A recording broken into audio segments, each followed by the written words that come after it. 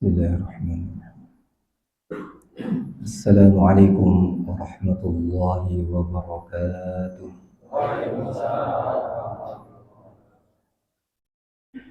Alhamdulillahi rabbil alamin wal aqibatu lil muttaqin wala udwana illa 'alal zalimin. Wassalatu wassalamu ala sayyidil mursalin wa imamil muttaqin nabiyyina Muhammadin wa ala alihi wa ashabihi وعلى من دعا بدعوته واهتدى بهداه إلى يوم الدين أما بعد اللهم انفعنا بما علمتنا وعلمنا ما ينفعنا وزدنا علما. Bapak-bapak, ibu-ibu, jamaah kaum muslimin muslimat yang dirahmati Allah Subhanahu wa taala. Alhamdulillah, pada kesempatan malam hari ini kita kembali dipertemukan di tempat mulia ini. Mudah-mudahan pertemuan kita ini tercatat sebagai amal solih yang akan memperberat timbangan amal kebaikan kita di akhirat. Amin ya rabbal alamin. Bapak ibu jamaah kaum muslimin muslimat rahimakumullah. Melanjutkan pembahasan tentang waktu-waktu salat. Dan nanti insyaallah kita akan sampai kepada masalah waktu-waktu yang dilarang mengerjakan salat. Namun sebelumnya kita lanjutkan terlebih dahulu waktu salat yang terakhir, yaitu salat subuh. Yang kemarin sudah kita pelajari ada salat zuhur, asar, maghrib, isya. Sekarang waktu salat subuh. Kapan waktu salat subuh? Waktu salat subuh dimulai min tulu'il fajris shadiq, dimulai dari semenjak terbitnya fajar shadiq. Fajar shadiq. Jadi fajar ada dua, ada fajar kadhib dan ada fajar shadiq. Ciri-cirinya, kalau fajar kadhib itu keluar cahaya dari sebelah timur, dari ufuk timur, yang cahayanya jelaret seperti ekor serigala digambarkan dalam hadis atau dalam perkataan para ulama bahwa fajar kadhib bentuknya cahaya vertikal, jadi memancar satu arah saja, maka itu namanya fajar kadhib. Nah, fajar kadhib itu belum masuk waktu sholat subuh, sehingga orang masih boleh makan untuk yang sahur, kemudian masih bisa melanjutkan sholat malam, tahajud atau witir. Yang kedua adalah fajar shadiq. Itu fajar shadiq ditandai dengan cahaya matahari yang bentuknya horizontal, jadi memanjang atau melebar di sebelah timur, itu sudah menyebar cahayanya, nggak cuma satu arah, tetapi sudah kelihatan semua di bagian timur itu terang. Itu menunjukkan sudah masuk waktu fajar shadiq. Walaupun panjenengan juga tidak harus ngelongok, deleng, metutkan jendela apa iya habis fajar. Tidak perlu. Kenapa? Karena sekarang ya memang kita sudah terbantukan dengan adanya penentuan waktu, ada jam dan ada alarm, ada jadwal sholat.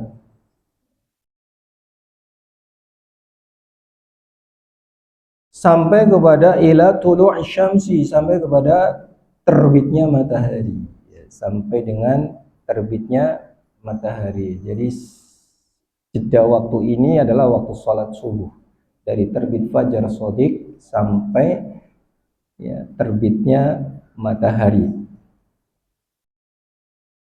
Istihbabul mubadarati biha, terkait dengan pelaksanaan sholat subuh, ada satu kesunahan sholat subuh dilakukan dengan mubadarah, dengan segera, jangan ditunda-tunda. Nah, ini kesunahan untuk sholat subuh adalah dilakukan dengan mubadarah, segera, ya, jangan ditunda-tunda, jangan diakhirkan. Berbeda dengan kayak sholat isya, ada boleh mengakhirkan sholat isya. Ya, tapi sholat subuh kesunahannya adalah menyegerakan. Yaitu bagaimana sholat subuh dilaksanakan di awal waktu. Itu namanya menyegerakan. Hal ini didasarkan kepada hadis dari Abu Mas'ud Al-Ansari, bahwasanya Rasulullah SAW mengerjakan sholat subuh bi ghalas, yaitu pada saat matahari masih gelap. Pada saat masih gelap. Ya, gelapnya ini diakibatkan sisa-sisa dari gelap malam. Jadi Nabi SAW pada suatu ketika sholat subuh dalam keadaan yang masih gelap. Summa shalla marratan ukhra fa asfara biha. Dan pada kesempatan lain Nabi pernah juga sholat ketika sudah terang. Ketika sudah terang. Berarti gimana? Ya, nanti ada penekanan pada pada hadis lain, nanti kita jelaskan. Intinya di sini bahwa Nabi SAW itu menyegerakan sholat apa? Sholat subuh, yang mana ya, suasananya masih gelap. Dan hal ini beliau lakukan sampai akhir hayat beliau. Jadi ada amalan yang Nabi itu melakukan dalam jangka waktu tertentu, lalu Nabi meninggalkan. Lalu kemudian mengganti dengan amalan lain, misalnya dalam jangka waktu tertentu sampai kemudian di akhir hayat. Nah, termasuk menyegerakan sholat subuh adalah perbuatan Nabi yang beliau lakukan dalam hidupnya sampai pada akhir hayatnya, yang mana setelah itu beliau tidak lagi sholat di saat sudah terang. Di saat sudah terang. Ya, maka juga sebagaimana kesunahan duduk istirahat ketika sholat. Jadi duduk istirahat sebelum berdiri ketika rakaat pertama itu kan sunnah. Cuman juga para ulama memberikan catatan, apakah sunnahnya ini berlaku umum juga atau bagaimana? Sebab ada sebuah riwayat Nabi SAW baru melakukan istirahat, yaitu duduk sebentar sebelum berdiri, itu menjelang kewafatannya. Artinya setelah beliau memasuki usia tua. Sedangkan saat masih muda, masih fisiknya kuat, beliau tidak melakukan duduk istirahat. Masuk akal, ya, masuk akal. Karena memang duduk istirahat ini bagi orang tua sangat membantu. Jadi nggak langsung berdiri. Kadang-kadang kalau langsung berdiri, aduh, ini langsung cengkring gitu, ya. Harus nikuna mboten bapak-bapak. Nah, maka ada kesunahan untuk orang tua itu, ya, duduk istirahat. Walaupun mau tua mau muda, yang duduk istirahat itu tetap mendapatkan sunnah. Tapi kalau kita lihat sejarahnya, ya, seperti itu.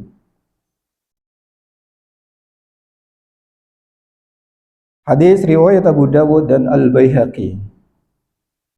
Kemudian juga berdasarkan hadis lain, an Aisyah radhiyallahu anha qalat, dari Aisyah radhiyallahu anha berkata, kunna nisaa mu'minatin yashhadna ma'an nabiyyi salat al-fajri Dulu kami para wanita mukmin sholat berjamaah bersama dengan Nabi, sholat subuh berjamaah bersama dengan Nabi. Mutalaffi'atin bimurutihinna, yang saat kami sholat berjamaah dengan Nabi dengan menutupkan kain ke tubuh kami dengan mirot. Ya, mirot itu kain semacam kayak selimut gitu ya, kain tebal yang tidak dijahit, pokoknya kain yang dikerudungkan aja, kayak dikerodongkan seperti itu. Ini yang dilakukan oleh para wanita yang ikut sholat berjamaah bersama dengan Nabi. Maka dari hadis ini menunjukkan bahwa dulu para wanita juga pergi ke masjid. Ini sholat berjamaah di masjid bersama dengan Nabi. Ya, maka tentu dengan memperhatikan batasan-batasan. Jadi kalau dulu wanita-wanita mukminah sholat berjamaah di masjid itu dengan menutup tubuhnya dengan kain, maka demikian juga hari ini. Kadang-kadang ibu-ibu pergi ke masjid mukenanya ditenteng, pakai handbag gitu ya. Sementara kepalanya pelontosan, tidak ditutup auratnya. Nanti balik dari masjid, mukenanya dicangking lagi. Nah, bukan seperti itu. Jadi masuk masjid ya sudah dipakai, keluar dari masjid juga dipakai. Summa yanqalibna ila buyutihin hatta hina yaqdina as-salata la ya'rifuna ahadun minal walas. Setelah itu mereka kemudian pulang ke rumah setelah mengerjakan sholat subuh bersama Nabi, yang saking gelapnya mereka tidak mengenal satu sama lain. Saking gelapnya mereka tidak saling mengenal. Dan inilah istidlal, pengambilan dalil dari hadis ini bahwa sholat subuh itu dikerjakan di waktu masih gelap. Buktinya dulu mereka sholat begitu, saking gelapnya mereka tidak saling mengenal. Kemudian dalam hadis lain, ya, Nabi bersabda, asbihu bis subhi fa innahu a'zamu li ujurikum. Bersegeralah mengerjakan sholat subuh, fa innahu a'zamu li ujurikum, karena sesungguhnya sholat subuh yang dilakukan dengan segera pahalanya lebih besar bagi kalian. Nah, dalam hadis ini kalimat yang dipakai adalah kalimat as-subhu. Dalam hadis yang sebelumnya yang dipakai adalah al-fajru. Jadi sholat subuh ada dua nama, al-fajru dan as-subhu. Kadang disebut sholat fajar, kadang disebut sholat subuh, tapi maknanya sama. Kalau fajar itu merujuk kepada sholat yang dilakukan setelah terbitnya fajar shadiq. Kalau subuh ini merujuk pada waktu pelaksanaan sholat subuh ini dilakukan di pagi hari. Subuh itu artinya pagi. Jadi sama saja penggunaan kata fajar maupun subuh maknanya sama. Ya, Nabi mengatakan bersegeralah sholat subuh karena pahalanya lebih besar bagi kalian. Tapi dalam riwayat lain, asfiru bil fajri fa innahu a'zamu lil ajri. Sholat subuhlah kalian ketika sudah terang. Kenapa? Fa innahu a'zamu lil ajri, karena hal itu lebih besar pahalanya. Jadi dua hadis ini seakan-akan ada kontradiktif, ada pertentangan. Apakah benar demikian ada pertentangan? Ternyata kalau kita lihat penjelasannya, ini sebagaimana dijelaskan di sini, bahwa perintah mengerjakan sholat ketika sudah terang maksudnya adalah al-isfaru bil khuruji minha. Maksudnya adalah diusahakan selesai sholat subuhnya itu sampai sudah terang. Jadi pas sholatnya tadi masih gelap, tapi saking lamanya bacaan sholat subuh itu sehingga sampai akhirnya, ketika selesai udah terang. Ini maknanya. Jadi tidak ada kontradiktif dalam dua hadis ini. Karena makna sholat subuhlah kalian ketika terang, maknanya adalah maksudnya sholat subuhlah sampai terang. Dikarenakan bacaannya panjang. Dan kadang-kadang sebaliknya dengan kita. Kalau sholat subuh kan lagi ngantuk-ngantuknya. Bacanya sing pendek gitu. Ya, padahal sunnahnya ya baca yang panjang, minimal surah Al-Fajr itu kan 1 halaman lebih gitu. Nah, itu bagus. Nanti jamaahnya pada ngantuk kabeh. Ya.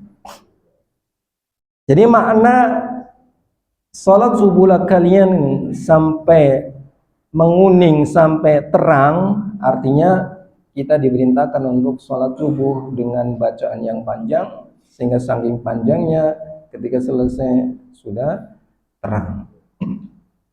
Nah, Bapak Ibu rahimakumullah, berapa ukuran ayat yang dibaca ketika sholat subuh? Kira-kira ukurannya sebagaimana yang dilakukan oleh Nabi SAW adalah 60 ayat sampai 100 ayat. Ya, mulai yang ngepeh ini udah mulai 60 ayat sampai 100 ayat.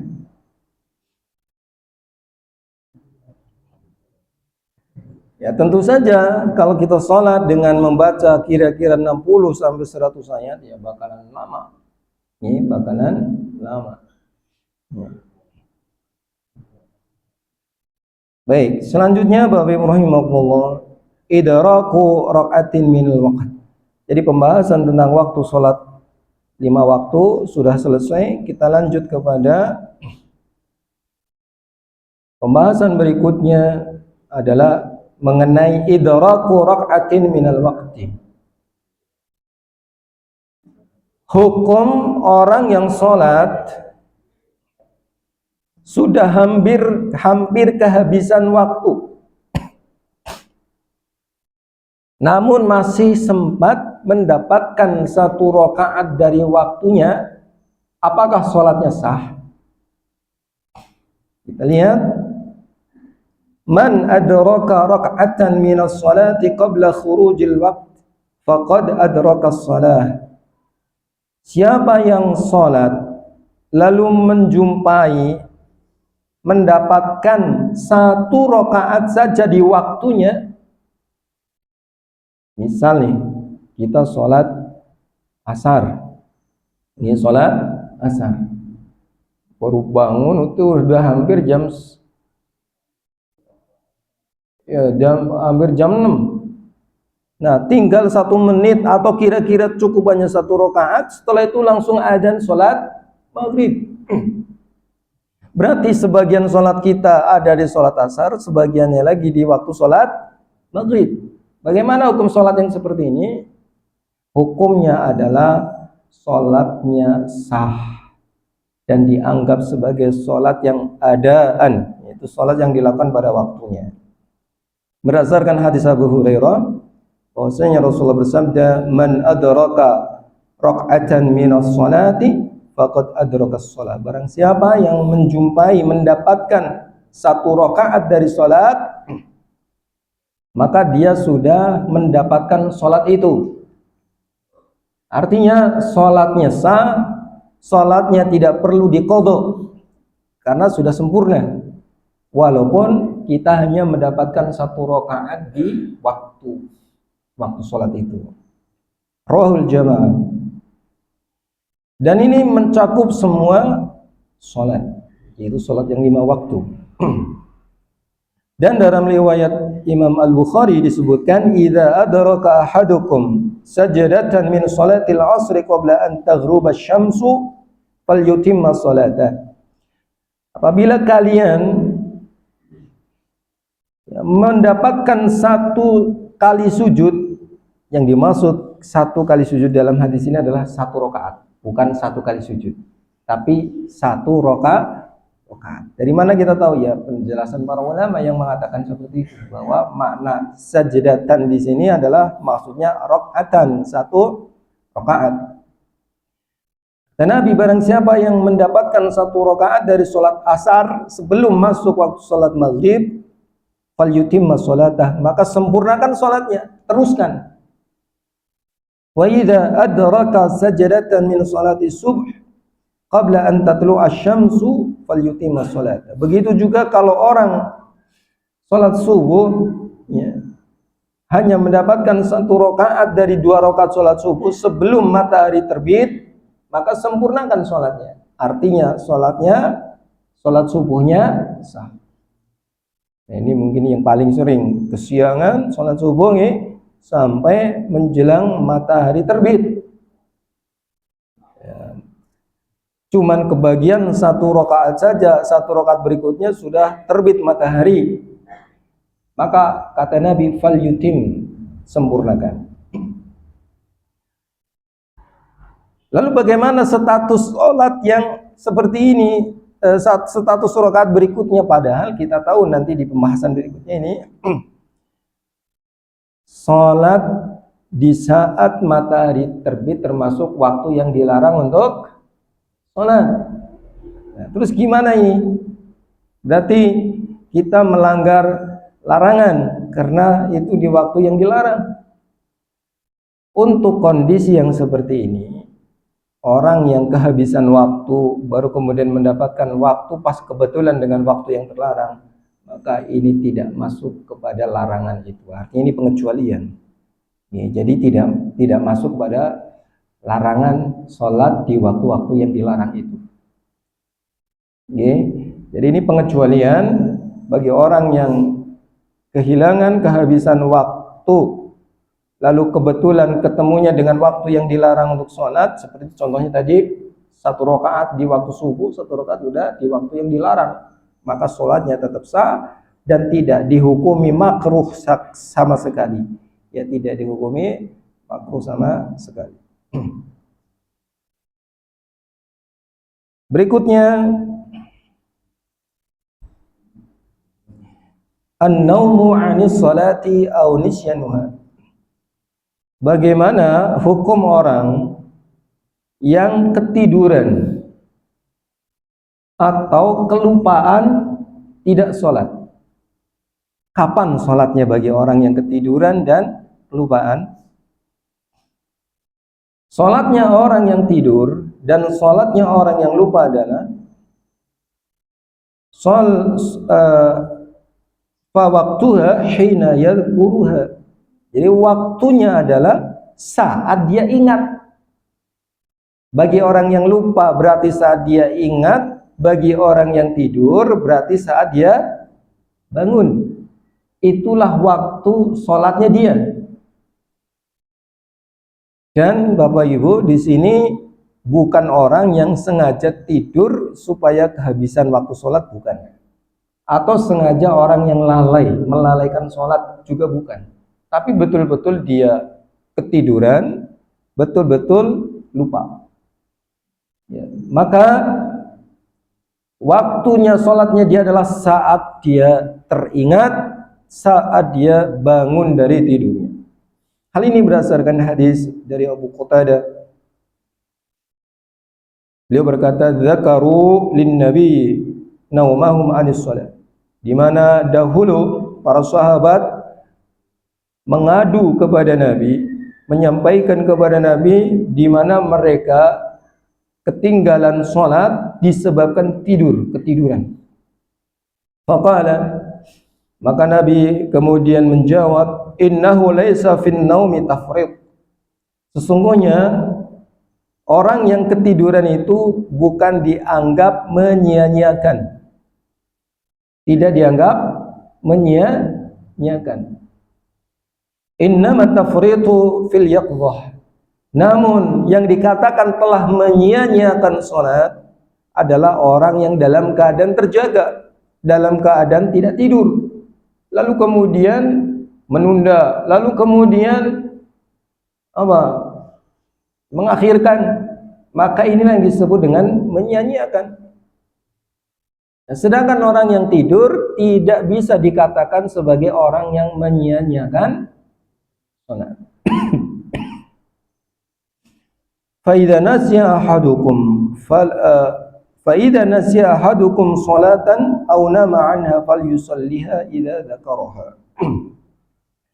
Maka apabila kalian lupa dari mengerjakan salat atau ketiduran, ya, maka salatlah apabila ingat. Maka salatlah ketika ingat. Nah, jadi begitu mudahnya syariat Islam ini, diantaranya adalah bagi orang yang ketiduran atau orang yang kelupaan bahwa dia masih tetap bisa sholat dan dia tidak berdosa, ya, karena tidak dianggap menyia-nyiakan waktu, ya, karena alasannya tadi ketiduran atau betul-betul lupa. Maka waktunya adalah ketika dia ingat atau ketika bangun.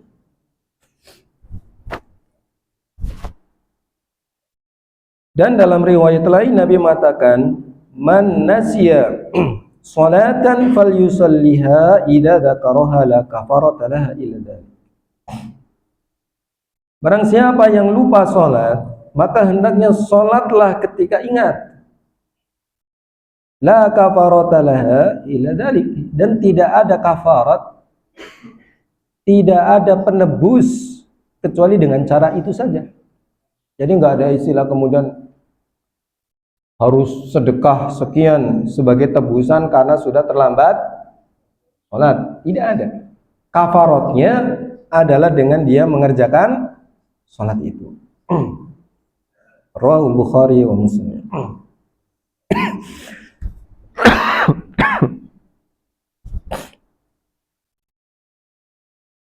Kemudian diriwayatkan dalam disebutkan dalam riwayat lain an Imran ibn Husain qala, dia berkata, saraina ma Rasulillah, kami mengikuti perang bersama dengan Nabi, dan ketika kita sampai di penghujung malam, jadi hampir menjelang subuh,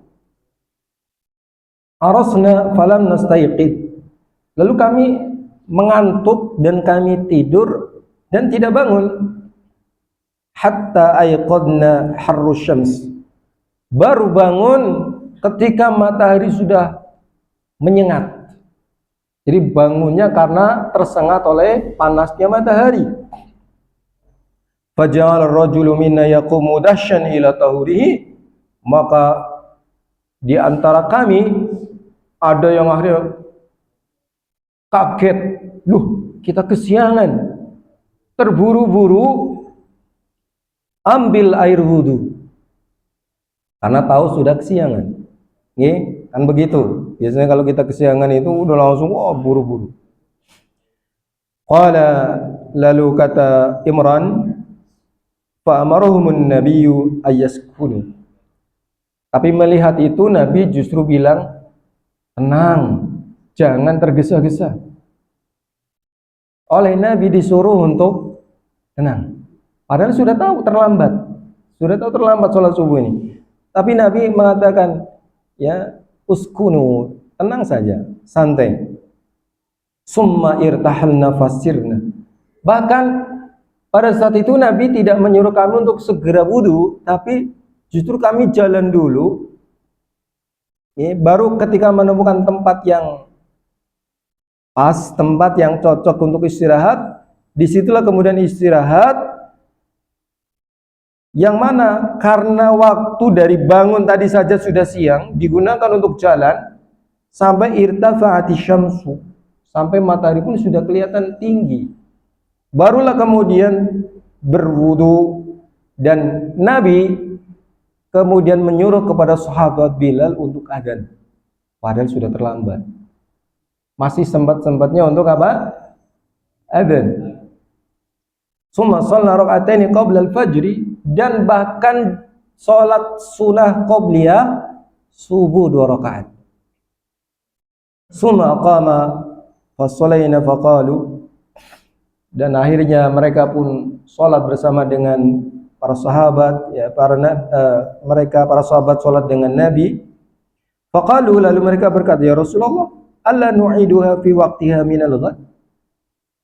Kita kan terlambat, berarti besok kita mengulangi lagi ya Rasulullah, karena kita sudah terlambat ini, sudah enggak di waktunya salat subuh. Maka apa jawab Nabi? Ayanhaakum rabbukum ta'ala 'anir riba wa yaqbaluhu minkum. Nabi menjawab dengan jawaban, apakah Tuhanmu melarangmu dari memakan riba, namun dia juga menerima riba itu dari kamu? Maksudnya apa? Riba ini kan tambahan ya. Ketika Allah melarang kita makan riba, ya Allah nggak menerima kalau kita makan dari hasil riba. Maka begitu juga sholat yang sudah mereka kerjakan tadi, kalau ditambah lagi dengan sholat lainnya, artinya dianggap sholat itu belum sah. Ini sama kayak riba, menambah nopo sholat. Ya. Sama kayak dia riba, menambah nopo sholat. Jadi kesimpulannya adalah sholatnya orang yang ketiduran, sholatnya orang yang kelupaan, maka saat dia bangun dan saat dia ingat, itulah waktunya untuk sholat. Selanjutnya, Bapak Ibu rahimahumullah, al-awqatu al-manhiyu 'anis sholati fiha. Waktu-waktu yang dilarang untuk sholat. Dan yang dimaksud dilarang di sini adalah dihukumi makruh. Ya, dihukumi makruh.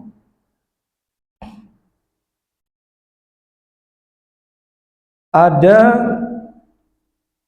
4 atau 5 secara terperinci, walaupun nanti secara kesimpulannya itu kemudian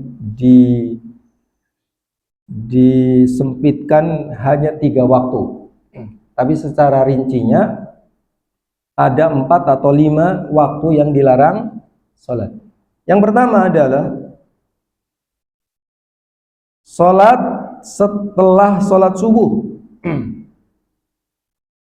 Ini dilarang, ya, hatta tatlu asyamsu, ya, sehingga matahari terbit. Jadi setelah sholat subuh kita tidak boleh melakukan sholat sampai dengan terbitnya matahari. Ini yang pertama. Yang kedua, wa 'inda tulu'iha hatta tartafi'a qadra rumhin. Dan waktu yang dilarang yang kedua adalah setelah matahari terbit sampai tingginya seukuran tombak atau kira-kira 1 meter dari tempat terbitnya itu, dengan kasat mata, dengan menggunakan pandangan mata kita tanpa alat apapun. Kita melihat matahari tingginya kira-kira 1 meter, atau kalau mau diukur dengan waktu kisaran dari 10 menit sampai 15 menit setelah terbit. Maka di waktu ini juga dilarang. Di waktu ini dilarang untuk sholat. Wa 'inda istiwaiha hatta tamila ilal ghurub. Dan yang ketiga adalah saat matahari tepat di atas kepala, yang mana pada saat itu bayangan satu benda itu tidak terlihat lagi karena benar-benar pas ini matahari di atasnya. Wa ba'da sholatil asri hatta taghrub. Dan yang keempat, setelah sholat asar sampai dengan matahari terbenam. Dan kalau yang 5 tambahannya adalah ketika matahari sudah kelihatan terbenam, sudah posisi di barat, namun masih kelihatan, sampai betul-betul dipastikan betul tenggelam. Jadi kalau masih kelihatan walaupun sudah benar-benar di barat sana, itu termasuk waktu yang dilarang. Sampai betul-betul matahari sudah tidak terlihat lagi alias terbenam, barulah itu tidak lagi dilarang salat. Landasannya adalah hadis dari Abu Sa'id. Nabi SAW bersabda, "La salata ba'da salatil asri hatta taghruba syamsu." Tidak ada salat setelah salat asar sampai terbenamnya matahari. Jadi dari asar sampai matahari terbenam artinya masuk waktu salat maghrib, ini tidak boleh mengerjakan salat. Wala salata ba'da salatil fajri hatta tatlu asyamsu, dan tidak ada salat setelah salat subuh sampai terbitnya matahari. Lalu dalam hadis lain lebih lengkap lagi Nabi mengatakan kepada salah seorang sahabat yang menanyakan kepada Nabi tentang tata cara salat. Nabi mengatakan, "Shalli salat as-subhi summa aqsir 'anis shalah hatta tatlu asy-syamsu wa tartafi." Salatlah kamu, yaitu salat subuh, dan berhentilah dari salat setelah salat subuh sampai terbitnya matahari dan sampai matahari meninggi. Karena tadi setelah subuh sampai ketika terbit ini dilarang, dari terbit sampai kira-kira setinggi 1 meter itu juga waktu yang dilarang. Fainaha tatlu baina qarnay syaitan. Kenapa kata Nabi? Karena waktu antara terbitnya matahari dan matahari naik itu adalah waktu di antara 2 tanduk syaitan. Makanya kita sering gambar ilustrasi itu gambar setan wonten apane sungune. Ya. Mungkin terinspirasi dari hadis Nabi ini. Dan para ulama berbeda penafsiran apakah betul-betul itu gambaran tanduk setan secara hakiki atau hanya majazi saja. Ya, kalau kita mau mengambil makna hakiki, ya boleh saja Nabi mengatakan begitu, bahwa waktu terbitnya matahari sampai meninggi itu adalah waktu di mana tanduk syaitan. Maka di situ kita dilarang untuk sholat.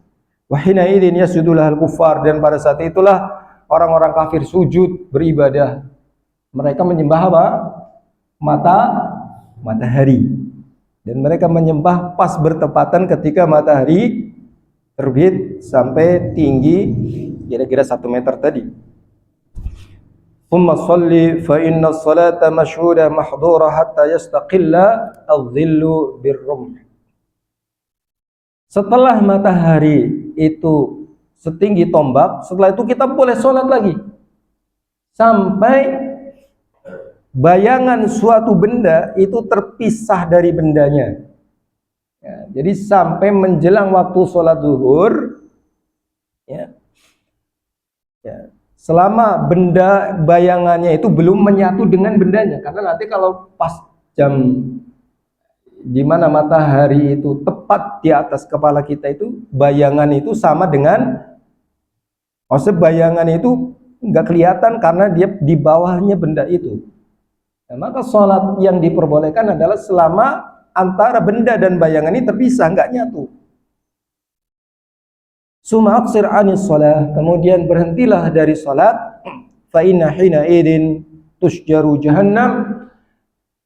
Kemudian ketika matahari sudah tepat berada di atas kepala, di mana bayangan itu tidak terlihat, itu dilarang untuk sholat dikarenakan pada saat itu neraka jahanam sedang dinyalakan. Neraka jahanam sedang dinyalakan. Berarti kalau kita lihat dari hadis ini, neraka hari ini sudah ada dan dinyalakannya ketika siang, panaskan. Lalu setelah selesai waktu bayangan itu di bawah bendanya, sampai geser sedikit matahari ke barat, baru setelah itu baru diperbolehkan lagi untuk sholat, yaitu sholat apa? Sholat zuhur. Kenapa kata Nabi masyhudatun mahduratun hatta tusalliyal asr? Karena pada waktu itu disaksikan oleh malaikat, malaikat hadir menyaksikan salat kita sampai dengan waktu salat asar. Summa aqsir 'anis shalah hatta taghrib.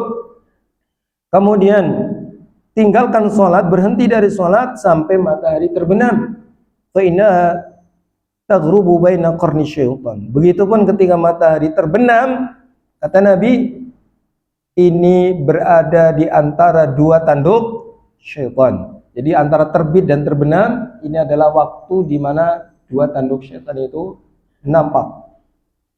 Wa hina idzin yasjudu lahal kufar, dan pada saat itulah orang-orang kafir ibadah. Orang-orang kafir menyembah matahari. Jadi mereka menyembahnya itu dua kali, ketika terbit dan ketika terbenam.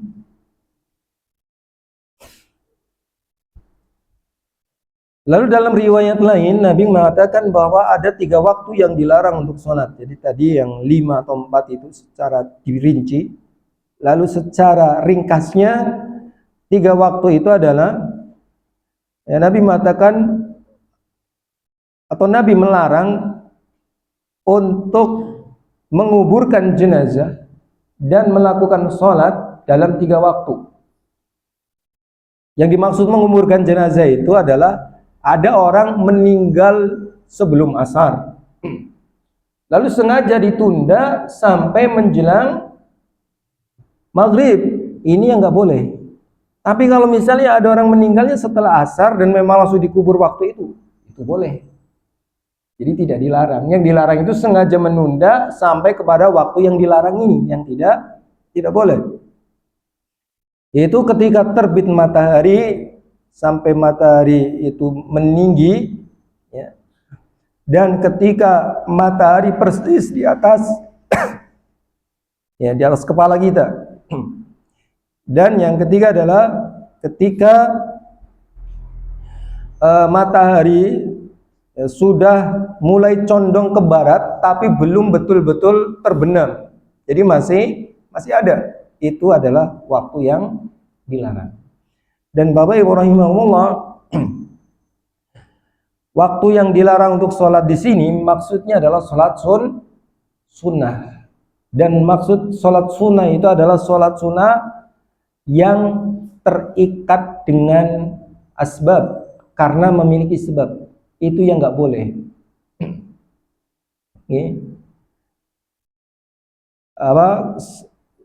Sholat yang dia nggak boleh adalah sholat sunnah mutlak, bukan sholat sunnah yang muqayyad. Sedangkan kalau sholat sunnah yang muqayyad, yang terikat oleh sebab, maka walaupun di waktu terlarang itu boleh. Nah, jadi contohnya begini, sholat sunnah mutlak itu adalah sholat sunnah selain daripada sholat-sholat yang sudah kita kenal. Yang dalilnya itu diantaranya adalah ketika nanti di hari kiamat, amalan yang pertama kali akan dihisab adalah salat. Lalu Allah mengatakan kepada malaikat, "Unduru hal li 'abdi min tatawwu'." Kalau ternyata dari hisabnya salat itu kok jelek, tidak sempurna, maka Allah tidak langsung menvonis bahwa dia jelek semua amalnya. Tapi kata Allah, coba lihat apakah ada amalan sunnah, apakah ada sholat sunnah. Maka inilah yang dimaksud dengan sholat sunnah, termasuk sholat sunnah mutlak, termasuk sholat sunnah muqayyad. Nah, sedangkan yang dimaksud sholat muqayyad, sunnah muqayyad itu yang terikat oleh sebab. Misalnya karena masuk masjid, niku jenenge sholat sunnah apa? Tahiyatul masjid. Setelah wudu, nih. Dan sebab-sebab lainnya. Jadi kalau ada sebab, walaupun di waktu yang terlarang, maka sholatnya boleh. Boleh dilakukan di waktu yang terlarang. Contohnya, panjenengan masuk masjid kebetulan setelah waktu sholat asar. Sebelum duduk panjenengan sholat 2 rakaat. Boleh apa tidak? Boleh. Kenapa? Karena dia ada sebab. Tapi kalau tanpa sebab, kita niatkan sholat mutlak begitu saja, ya, yang tidak terikat oleh waktu, tempat, dan sebab-sebab lain, maka inilah sholat yang dilarang. dikerjakan di waktu-waktu yang terlarang tadi. Paham nggih? Paham? Jadi aja karena saking semangatnya sholat gitu nggih. Lalu kemudian setiap saat, setiap waktu sholat, padahal ada waktu-waktu yang dilarang untuk sholat. Demikian Bapak Ibu rahimakumullah mengenai waktu-waktu yang dilarang untuk sholat. Baik, demikian ya, sudah cukup untuk pertemuan pada malam hari ini. Mari kita akhiri dengan membaca hamdalah dan doa kafaratul majlis. Alhamdulillahirabbil alamin. Subhanakallahumma wa bihamdika asyhadu an la ilaha illa anta astaghfiruka wa atubu ilaik. Wassalamualaikum warahmatullahi wabarakatuh.